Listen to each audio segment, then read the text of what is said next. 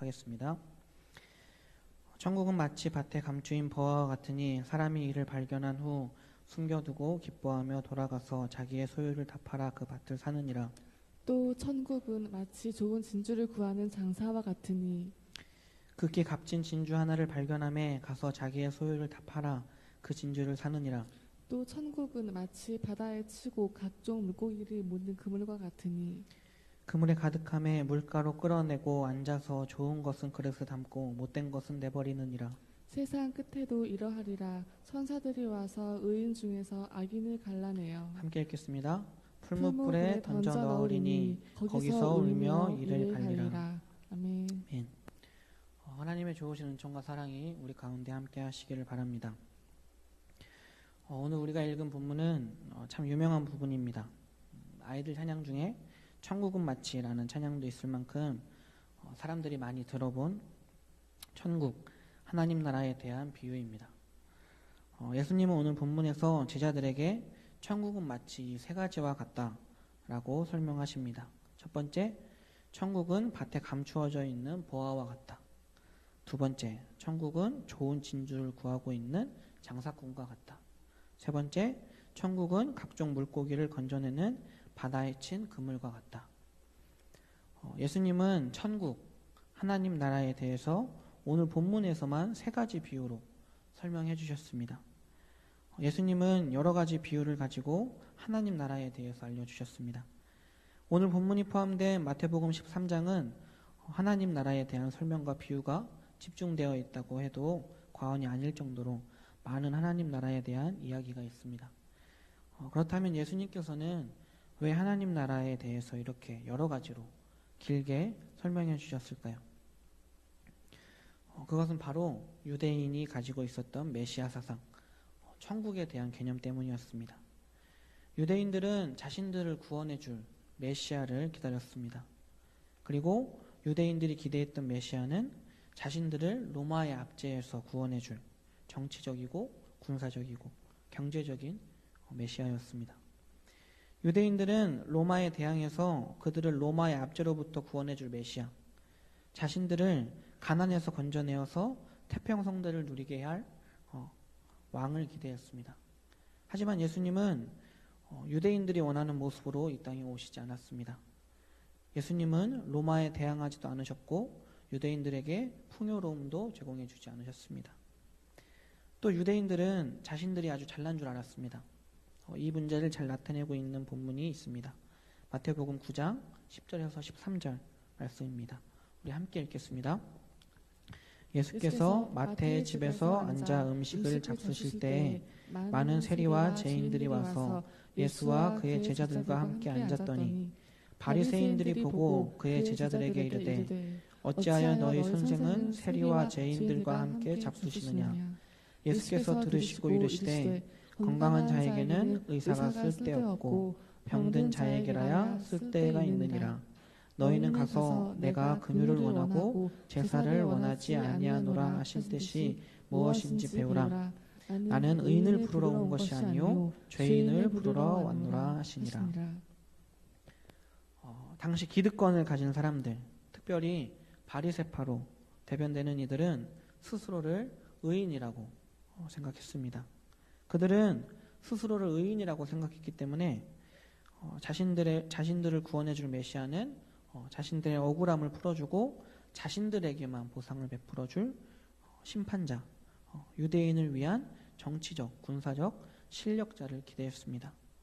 그래서 그들은 심판을 기다렸습니다. 의인들에게는 심판이 무섭지 않기 때문입니다. 하지만 죄인들에게는 심판이 두렵습니다. 심판을 받기 전에 회개하고 회복해야 할 시간이 필요하기 때문입니다. 죄인에게는 심판자가 아니라 정치적, 군사적, 경제적 해결자가 아니라 자신들을 용서하고 치료해 줄 구원자가 필요한 법입니다. 처음 예수님이 공생애를 시작하셨을 때 사람들은 예수님께 환호했습니다. 줄인 자들을 먹이고 병든 자들을 고치고 여러 가지 놀라운 기적들을 보여주신 예수님이셨기 때문입니다. 자신들이 그렇게도 꿈꾸고 기다리고 그렸던 구원이 메시아이신 예수님을 통해서 곧 올 거라고 생각했습니다. 로마로부터 자신들을 구원해내고 다윗 시대의 영광을 재현해 줄 것이라고 기대에 가득 차 있었습니다. 하지만 예수님은 점점 실망스러운 행동을 보이셨습니다. 자신들이 기대했던 모습의 메시아가 아니었습니다. 누구나 다 업신여기고 무시했던 사람들과 어울리면서 먹고 마셨습니다. 나라를 팔아먹은 철천지 원수 같은 로마의 앞잡이였던 세리들과도 친하게 지내셨습니다. 유대의 종교 지도자들도 처음에는 예수님에게 관심이 있었습니다. 하지만 시간이 지나면서 그들은 예수님을 자신들이 가지고 있던 기득권과 자리를 빼앗으려고 하는 자로 인식하기 시작했습니다. 왜냐하면 예수님이 성전에서 양과 염소와 비둘기를 파는 자들의 상과 돈 바꾸는 자들의 상을 엎으시고 노끈으로 채찍을 만들어서 그들을 다 내쫓아 버리셨기 때문입니다. 예수님이 그렇게 하셨던 이유는 사두개인들과 제사장들이 제사에 사용되는 제물과 성전에서 사용하는 세계를 이용해서 돈놀이를 하고 있었기 때문입니다. 사두개인들과 제사장들은 이 일이 있은 후에 예수님을 죽이고자 마음먹고 예수님을 죽이려는 계획을 세웠습니다. 또 당대의 바리새인들은 존경받는 사람들이었습니다. 그들은 일반 이스라엘 백성들의 윤리적 문제를 꾸짖었고 형식적인 율법을 지키지 않는 자들을 정죄하고 비판했습니다. 그리고 그 비판과 정죄에 권위를 싣기 위해서 자신들도 흠없이 살려고 노력했습니다. 하지만 이 바리새인들의 정죄와 사랑 없음은 백성들의 삶을 더 힘들게 만들었습니다. 그래서 예수님은 이 바리새인들의 정죄와 사랑 없음을 비판하셨습니다. 그리고 또 예수님이 오셔서 사람들에게 율법을 알기 쉽게 해석해주고 율법 안에 있는 하나님의 근본적인 마음까지 설명해 주시자 사람들은 서기관과 바리새인들이 아닌 예수님에게 몰려가고 예수님을 따랐습니다. 그리고 바리새인들은 예수님과의 논쟁에서 번번이 패하고 창피를 당하기까지 했습니다. 그래서 서기관과 바리새인들은 예수님을 시기하고 질투했습니다. 유대인들은 자신들이 의인이라고 생각했지만 그들은 의인이 아니었습니다. 모두 다 똑같이 죄 때문에 죽을 수밖에 없는 존재였습니다. 그래서 하나님 나라가 심판과 영광의 모습으로 올 수 없는 것입니다. 심판에서 살아남아서 영광을 얻을 수 있는 사람이 단 한 사람도 없기 때문입니다. 그래서 예수님은 우리 죄의 문제를 해결하셔야만 했고 우리를 죄의 사망에서 구원해 주시려고 우리의 죄를 대신해서 돌아가셔야만 했습니다. 우리는 모두 죄 아래에 있었고 예수님은 먼저 우리를 죄와 사망에서 구원해 주시고 우리를 고치셔서 하나님의 자녀로 새롭게 하셔야만 했습니다. 그래서 예수님은 십자가를 지셨지만 이런 예수님의 모습은 유대인들이 기대했던 메시아의 모습이 아니었기 때문에 예수님을 반대했고 예수님이 소개하는 하나님 나라에 대해서도 유대인들은 등을 돌렸습니다. 오늘 우리가 읽은 본문인 천국에 대한 비유는 예수 그리스도가 메시아라고 하는 것과 예수님이 알려주시는 하나님 나라를 반대하는 사람들, 예수님이 가까이 왔다고 말씀하셨던 하나님 나라를 반대하는 사람들에게 천국은 이런 곳입니다. 하나님 나라가 이런 곳입니다. 라고 설명해 주기 위함입니다. 오늘 본문에 나오는 세 가지 비유. 천국은 밭에 감추어져 있는 보화 같다. 천국은 좋은 진주를 구하는 장사꾼 같다. 천국은 바다에 치고 각종 물고기를 모는 그물과 같다는 비유가 뜻하는 것은 천국이 우리가 기대하는 또는 우리가 바라고 기다리는 모습이 아닌 다른 모습으로 온다는 것과 천국은 심판이 아닌 초대라는 것을 알려주기 위함입니다. 하나님 나라는 유대인들이 원하는 모습으로 절대 올 수가 없었습니다. 방금 말씀드렸다시피 하나님의 심판 앞에 서고도 무사할 수 있는 사람은 단 한 사람도 없었기 때문입니다. 예수님은 우리를 죄와 사망에서 꺼내고 하나님의 자녀로 새롭게 하는 작업을 먼저 하셔야만 했습니다. 그래서 하나님 나라는 정치적, 군사적, 경제적인 모습이 아니라 용서와 치료와 구원으로 온 것입니다. 오늘 본문의 비유들이 바로 이것을 알려주는 것입니다. 유대인들이 기대했던 보물은 금반지, 다이아 반지 이런 것들인데 하나님이 우리에게 주시려고 하는 것은 마르지 않는 샘, 생명인 것입니다. 금과 다이아는 생명에는 전혀 쓸모가 없습니다. 금과 다이아는 생명에 아무런 문제가 없을 때 잘난 척하는 데 쓸 수는 있어도 생명 자체에는 쓸모가 없는 것입니다. 유대인들의 메시아 사상, 유대인들이 기다렸던 심판은 지금 생명이 위험에 처해 있는데 금을 달라, 다이아를 달라 라고 하는 격인 것입니다. 또 보물은 소중하게 다루는 법입니다. 정말 귀한 보물, 비싼 보물은 보물답게 대해야 합니다. 정말 중요한 물건이라면 누군가의 손을 타지 않게, 다른 사람이 훔쳐가지 못하게 잠금 장치가 되어 있는 금고에 보관하거나 값비싼 물건이 들어있다는 것을 누구라도 알 수 있는 보물 상자에 보관하는 것이 일반적입니다. 하지만 오늘 본문에 밭에 감추어 있던 보화의 비유에서는 보물이 밭에 있었다고 말하고 있습니다. 밭은 금고처럼 잠금 장치가 있는 것도 아니고 누구나 다닐 수 있도록 노출되어 있는 곳입니다. 밭에 감추어져 있는 보화 비유가 말하고 있는 것은 우리가 기대하는 식으로 보물이 포장되어 있지 않다라는 것입니다. 보물이 왜 밭에 있겠습니까? 보석함 속에 들어있어야, 진열장 안에 들어가 있어야 누가 알아보는 법 아닙니까? 그러나 밭에 있으니까 지나가면서 아무도 발견하지 못하는 것입니다. 하나님 나라는 우리가 기대하는 하나님 나라의 모습으로, 방법으로 오지 않습니다. 그러나 이것을 아는 자는 이 비유에서 나타낸 것 같이 자신이 가지고 있는 모든 것을 버리고 팔아서라도 그것을 삽니다. 밭에 감추어져 있던 보물을 발견한 사람도, 또 극히 값진 진주를 만난 장사꾼도 모두 자신이 가지고 있던 모든 소유를 팔아서 밭과 진주를 얻었습니다. 오늘 비유에 나오는 보물은 그만큼 값비싼 것입니다. 여기서 우리가 생각해 볼 것이 있습니다. 밭을 산 사람에게, 진주를 얻은 사람에게 희생이 있었습니까? 비록 손해는 보지만 내 것을 내어주는 희생이 있었습니까? 여기에서 그런 희생은 없었습니다. 밭을 산 사람도 진주를 얻은 사람도 자신이 치른 가격보다 더 큰 이익이 있으니까 산 것입니다. 예를 들어서 밭에 보물이 감춰져 있다는 것을 발견한 사람이 5천만 원이었던 밭을 밭주인이 팔지 않아서 2천만 원을 더 줘서 7천만 원에 샀다고 한다면 이 사람은 자신의 것을 희생해서 밭을 얻은 것입니까? 아닙니다. 거기에는 훨씬 더 값나가는 보물이 있었기 때문에, 거기에는 더 큰 가치가 있는 보물이 있었기 때문에 당연한 지불을 한 것입니다. 보물이 있는 밭과 극히 값진 진주, 이것은 이미 보상을 받은 것입니다. 이미 그 밭을 사서 기쁘고 이미 그 진주를 사서 기쁜 것입니다. 이미 기쁨을 얻었습니다. 보상을 받은 것입니다. 우리 사도행전 2장을 한번 같이 읽어보겠습니다.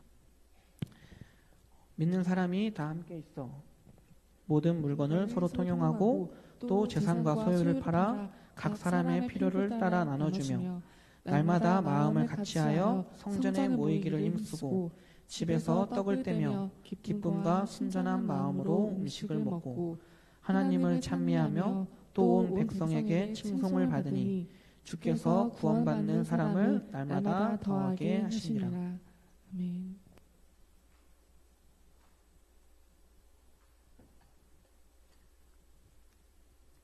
지금 우리가 읽은 사도행전 2장 44절에서 47절의 내용은 베드로가 오순절에 있었던 성령 강림 이후에 설교를 했고, 이 설교를 들은 자들의 반응을 나타내고 있습니다. 우리가 읽은 그대로 초대교회 사람들은 예수님을 믿은 것 자체가 기쁨이자 만족이고 더 이상의 욕심을 부리지 않는 것을 볼 수 있습니다. 이번에는 우리의 모습을 좀 생각해 봤으면 좋겠습니다. 가끔 어떤 사람들은 세상 모든 즐거움, 명예, 물질을 포기하고 예수를 믿었다고 이야기합니다.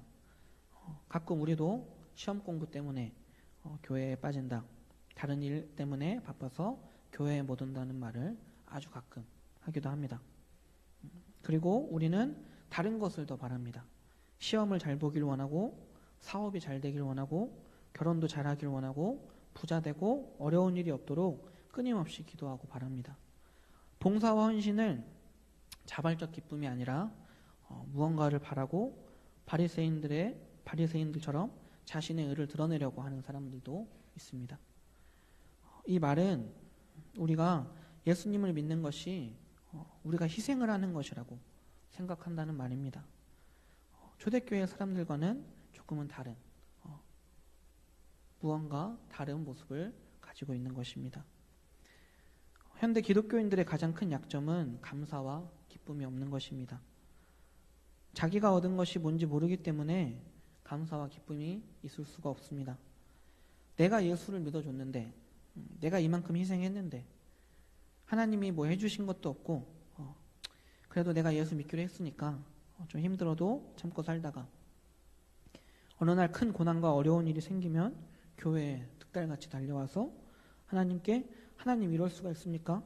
그동안 내가 예수 믿어드렸는데, 내가 지금까지 많이 참았는데, 내가 봉사한 것도 있고 내가 헌신한 것도 있는데 하나님이 나한테 해주신 것이 뭐가 있습니까?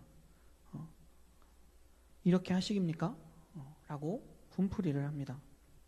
우리에게는 예수님을 믿은 것, 하나님을 아버지라고 부르는 것이 기쁨과 감사거리가 아닌 것입니다. 무언가가 잘못되어 있습니다. 예수님을 믿는 것이 보상이고 기쁨입니다. 우리가 기독교인으로서 하는 봉사와 헌신은 더 값진 것을 얻기 위한 당연한 지불입니다. 예수님을 믿고 하나님의 자녀가 된다는 것이 중요한 것이고 이미 보상을 받은 것인데 우리는 다른 보상을 바라고 있습니다. 내가 예수 믿어줬으니 보상을 달라고 하는 격입니다. 밭을 사고 진주를 산 것이 이미 기쁜 일입니다. 마찬가지로 예수를 믿는 것이 기쁨이어야 하는 것입니다. 오늘 말씀 세 번째 비유인 바다에 치고 각종 물고기를 모는 그물 비유는 하나님 나라가 모두에게 열려 있다라는 것을 우리에게 알려주는 것입니다. 그물은 그물 속에 들어온 모든 것을 훑어내는 법입니다. 그리고 건져낸 그물을 펴서 좋은 것과 못된 것을 골라낸다고 오늘 본문은 말씀하고 있습니다. 하나님의 영광이 선포되고 심판이 이르면 그날 이후로는 더 이상 구원받을 수 없습니다. 심판이 시작되면 하나님 안에 들어와 있는 자만 구원을 얻는 것이고 그렇지 않은 자는 그 즉시 죄인으로 낙인 찍혀서 못된 것이라고 낙인 찍혀서 던져져야 합니다.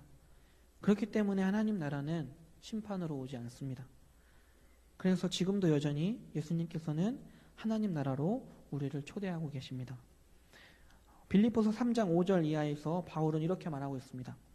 나는 8일 만에 할례를 받고 이스라엘 족속이요 베냐민 지파요 히브리인 중에 히브리인이요 율법으로는 바리새인이요 열심으로는 교회를 받게 하고 율법의 의로는 흠이 없는 자라. 그러나 무엇이든지 내게 유익하던 것을 내가 그리스도를 위하여 다 해로 여길 뿐더러 또한 모든 것을 해로 여김은 내 주 그리스도 예수를 아는 지식이 가장 고상하기 때문이라. 내가 그를 위하여 모든 것을 잃어버리고 배설물로 여김은 그리스도를 얻고 그 안에서 발견되려 함이니 내가 가진 의는 율법에서 난 것이 아니요 오직 그리스도를 믿음으로 말미암은 것이니 곧 믿음으로 하나님께로부터 난 의라. 내가 그리스도와 그 부활의 권능과 그 고난에 참여함을 알고자 하여 그의 죽으심을 본받아 어떻게 해서든지 죽은 자 가운데서 부활에 이르려 하노니 내가 이미 얻었다 함도 아니요 온전히 이루었다 함도 아니라 오직 내가 그리스도 예수께 잡힌 바 된 그것을 잡으려고 달려가노라. 바울은 자신이 가지고 있었던 세상적인 지위를 모두 다 배설물처럼 여긴다고 고백합니다. 그리고 부활에 참여하기 위해서 그것을 잡으려고 달려간다고 고백하고 있습니다. 부활은 죽음을 전제합니다. 여기서 말하는 죽음은 세상의 것에 대한 죽음입니다. 세상의 것들이 배설물이기 때문에 기꺼이 죽을 수 있는 것입니다. 아니, 예수님을 믿는 것이 하나님의 자녀가 되는 것이 세상의 것보다 더 큰 가치가 있는 일이기 때문에 세상의 것들을 배설물처럼 여길 수 있는 것입니다. 또 바울은 골로새서 1장 24절에서 나는 이제 너희를 위하여 받는 괴로움을 기뻐하고 그리스도의 남은 고난을 그의 몸된 교회를 위하여 내 육체에 채우노라 라고 말하고 있습니다. 바울이 얼마나 많은 고난과 어려움을 겪었습니까? 하지만 바울은 교회를 위해서, 하나님의 자녀를 위해서 그가 일하는 모든 수고에 대해 억울해하지 않았습니다. 예수 그리스도를 만나고 하나님의 자녀된 것이 특권이자 기쁨이었기 때문입니다. 바울은 자신이 당했던 고난을 극히 값진 진주를 만난 것으로 여겼습니다. 바울은 주를 위해서, 또 불쌍한 영혼을 위해서, 하나님의 영광을 위해서 구원과 용서와 회복과 자비와 긍휼을 베푸시는 하나님의 일에 자신이 쓰임받아 모든 사람들에게 은혜를 끼치는 것을 이미 보상으로 삼고 있었습니다. 그래서 바울에게는 비극이 없고 억울함도 없습니다. 우리도 마찬가지여야 합니다. 우리 인생은 바울보다 못한 인생이 아닙니다. 우리 인생에도 하나님의 은혜가 있지만 우리가 누리고 있지 못한 것입니다. 하나님 나라는 이미 우리 곁에 와 있습니다. 하나님의 자녀로 사는 것 자체가 보상이라는 것을 알게 될 때 기쁨과 감사가 충만해질 수 있습니다. 그것을 희생이라고 생각한다면, 그렇게 하면 세상적인 물질을 얻을 것이라고 조건 삼는다면 기적도 보상도 없을 것입니다. 우리는 이미 하나님 나라를 발견한 크리스찬입니다. 우리는 하나님의 자녀가 되었다는 보상을 받은 하나님 한 분만으로 만족하는 크리스찬입니다. 우리 삶에서 하나님 한 분만으로 만족하는 기쁨과 감사가 넘친다면 우리와 우리의 주변은 이미 하나님 나라입니다. 하나님의 사람으로 감사와 기적의 인생을 사는 우리가 되기를, 또 우리에게 하나님의 은혜가, 하나님의 사랑이 함께 하시기를 간절히 바랍니다. 기도하시겠습니다. 사랑이 많으신 하나님, 하나님의 놀라운 사랑에 감사드립니다. 하나님 한 분만으로도 충분히 만족해야 하는 우리이지만 우리는 그것을 잊어버리고 살아갈 때가 참 많습니다. 우리가 이미 더 값지고 더 큰 보물을 가지고 있다는 것을 잊어버리고 바보처럼 배설물과 같은 다른 것들을 바라고 구했던 우리입니다. 이미 우리가 가지고 있는 하나님 한 분만으로 감사와 기쁨의 삶을 살아가는 우리가 되길 바랍니다. 하나님 한 분만으로 만족하는 기쁨과 감사로 우리의 삶을, 또 우리의 주변을 하나님 나라로 만들어가게 하옵소서. 우리를 사랑하시는 예수님의 이름으로 감사하며 기도드립니다.